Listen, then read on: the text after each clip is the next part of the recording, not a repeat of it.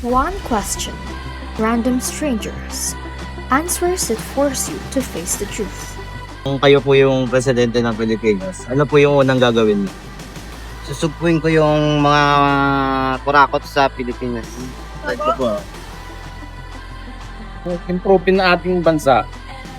Sa ngayon, tayong buhay araw eh. Kasi sinado pa, kapag presidente ka na, malaking tao ka na, di ba? Opo. So, may pagbabago pa, improve mo pa yung, kapag nakapwesto na, improve mo pa yung ano. Totoo pala. Thank you. God bless. Hindi maayusin natin lahat ang ano dito. Pagka tayo hindi ko presidente, hindi yung ganyan mga korupsyon. Kaya ako ng ganun.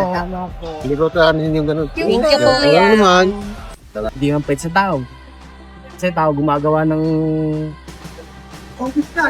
sistema. Teknolohiya muna. Teknolohiya talaga.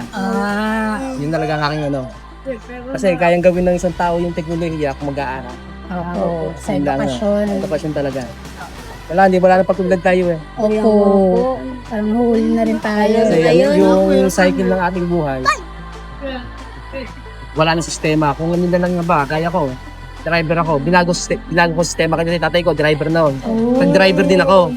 Kailangan saan ako, hindi na driver. Kailangan ipagbago yung cycle. Pinag-engineer ko ngayon. Engineer rin siya. Welcome! Parang walang korupsyon, aral, teknolohiya, wala na. Ating lugar. Para lahat ng mga corrupt tanggal.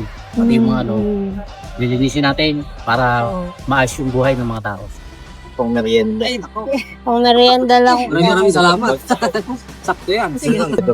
Salamat po. Thank you po. Thank you po. Magiging presidente talaga, lahat ng lahat ng katawalian talaga sa ating Pilipinas dapat tanggalin lahat.